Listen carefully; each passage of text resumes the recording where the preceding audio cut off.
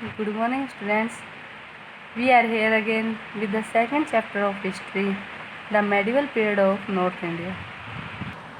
So, the second chapter of history is the early medieval history of North India, 700 to 1200 AD. In this chapter, we learn about the Pratihars, the Pala dynasty, the dynasty which rises in North India during the early medieval history, early medieval period. So, let's start. The period roughly between the 7th century AD and the 12th century AD is known as the early medieval period in the Indian history. जैसा हमने अभी पिछले chapter में पढ़ा था कि जो 7th century से लेकर 12th सेंचुरी के बीच का जो टाइम पीरियड है उसको हम अर्ली मेडिवल पीरियड बोलते हैं इंडियन हिस्ट्री का. During the early medieval period, the North India was divided into a large number of small kingdoms ruled mainly by the Rajputs. These smaller kingdoms were always fighting with one another. It weakened the country so much that foreign power established their authority over most parts of the subcontinent. So, during the early medieval period, तो इस period में क्या हुआ था कि जो हमारा north India था वो छोटे छोटे बहुत सारे किंगडम्स होते हैं, राज्य, यानी जो राज्य थे वो छोटे छोटे राज्यों में बट गया था और उन पर कौन रूल करते थे? राजपूत थे मेनली, जो ज़्यादा पावर में थे. तो उस टाइम पे क्या हुआ था कि वो एक दूसरे के साथ लड़ते रहते थे.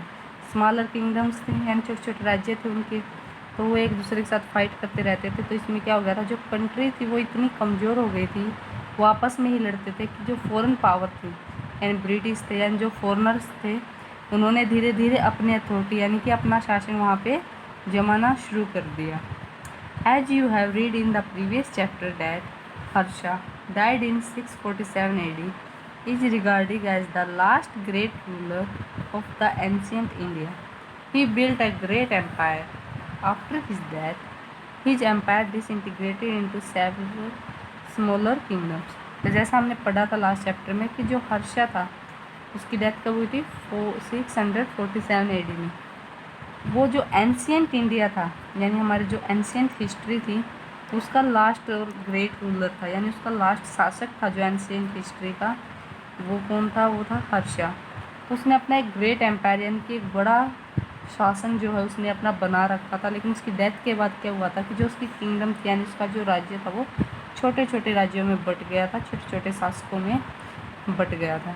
Due to lack of political stability and central authority, North India was divided into a large number of states. Most of these states were ruled by the Rajputs. Some of these kingdoms were those of Pratihars and Palas and the Rajputs and Rajputs. तो क्या हुआ था कि जो political stability यानी कि उनमें जो शासन करने की स्टेबिलिटी एक यानी कि योग्यता थी, वो जो सेंट्रल अथॉरिटी यानी कि पूरी उस पर एक सेंट्रल आदमी का जो राज्य चलता था वो उसकी कमी हो गई थी इंडिया में, क्योंकि छोटे छोटे स्टेट बन गए थे, सब अपना कर रहे थे, आपस में फाइटिंग कर रहे थे. तो इसलिए उनकी छोटी छोटी किंगडम्स अलग अलग बन गई थी. तो उन पे जो मेनली थे वो राजपूत थे, वो थे उनके जो शासक थे, किंग थे. या फिर कुछ किंगडम्स ऐसी थी जिनके ऊपर प्रतिहार्स थे, पालास थे, ये राजपूत से ये शासन करते थे. तो ये फोर हैं, ये फोर मेन डायनेस्टी थी हमारी अर्ली मेडिवल पीरियड की. The Pratihars. So firstly we read about the Pratihars.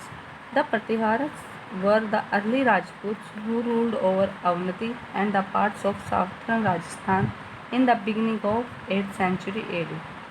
Nagabhatta first 725 to 740 AD, ये इसका जो टाइम पीरियड था इसके जन्म से लेकर इसकी डेथ तक का या फिर इसके शासन का, was the first ruler of his dynasty.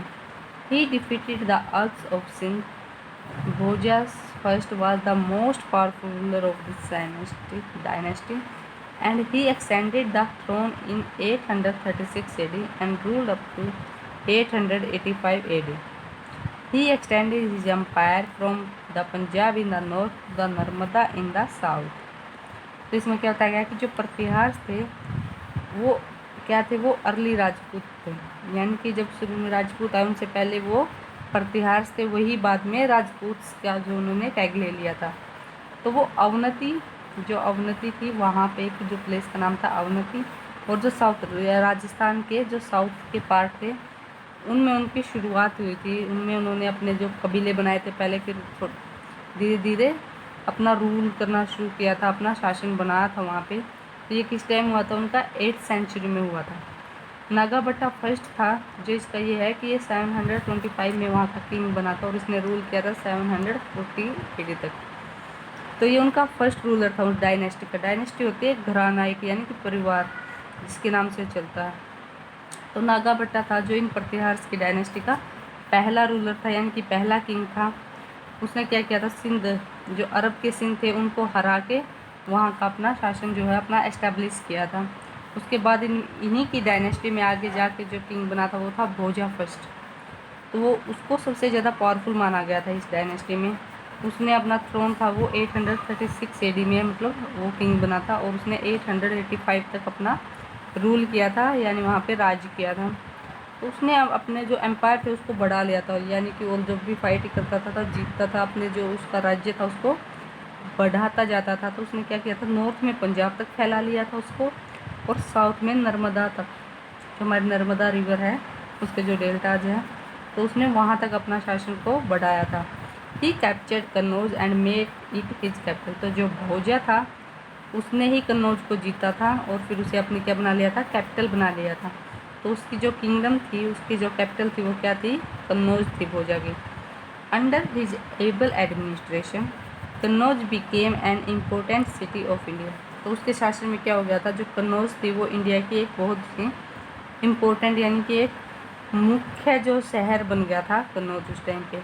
He was succeeded by his son Mahendra Pala first, and during his resign the Pratihara kingdom stretch from the Himalaya in the north to the Vindhyas in the south and from Bengal in the east to Gujarat in the west. तो भोजा के बाद उसका जो बेटा था Mahendra Pala first, वो वहाँ का क्या बना था? राजा बना था, और उसने अपनी किंगडम को और बढ़ा लिया था। देखिए, नॉर्थ में हिमालय से लेके विंध्यास तक साउथ में, और ईस्ट में बंगाल से लेके वेस्ट में गुजरात तक उसने अपना जो एम्पायर था वो इतना बढ़ा लिया था। The Pratiharas ruled for more than 3 century. उन्होंने कम से कम 3 सेंचुरी तक अपना रूल किया, यानी कि 8th century, 9th century and 10th century तक। The great Sanskrit poet Rajashekhara adorned the court of Mahendra Pala. Kavya मीमांसा वाज हिज फेमस वर्क। तो जो प्रतिहार्स में एक जो संस्कृत के एक महान पोइट था उसका नाम था राजा शेखरा। तो वो महेंद्र पाला के टाइम में उसके जो राज्य था, उसके एम्पायर था, उस टाइम वो कविता करता था, और उसने एक अपना वर्क यानी एक बुक लिखी थी उसने, काव्य मीमांसा नाम से। और ये किसके टाइम लिखी थी? महेंद्र पाला के टाइम लिखी गई थी। और किसने लिखी थी? राजा शेखरा ने। The Pratiharas were the worshipper of lord Vishnu. They were patrons of arts and learning. Raja Bhoja had written many books on various subjects such as medicine, astronomy, grammar, religion and architecture etcetera. तो जो प्रतिहार्स थे उनके टाइम पे क्या था? वो कौन से भगवान की पूजा करते थे? वो विष्णु भगवान की ज़्यादा पूजा करते थे, और वो मतलब तैयार रहते थे, आर्ट्स में ज़्यादा काम करते थे और लर्निंग में। जो राजा भोजा था वो उसने क्या किया? खुद बहुत सारी सब्जेक्ट्स पे बुक लिखी थी, जैसे मेडिसिन पे, एस्ट्रोनॉमी पे, ग्रामर पे, रिलीजन पे, आर्किटेक्चर पे। Mahmud of Ghazni invaded Kannauj in 1018 and 19 AD। His invasion gave a severe blow to this commander. तो जो मोहम्मद गजनी था उसने क्या किया था? इन्वेडेड, यानी कि उसने हमला कर दिया था इस पे, कन्नौज पे। कब किया था? 1018 to 19 में। और इसके इसी हमले से क्या हो गया था? जो इनकी किंगडम थी ये कमज़ोर हो गई थी। So friends, the remaining part of this chapter we will discuss in our next video. Thank you and have a nice day.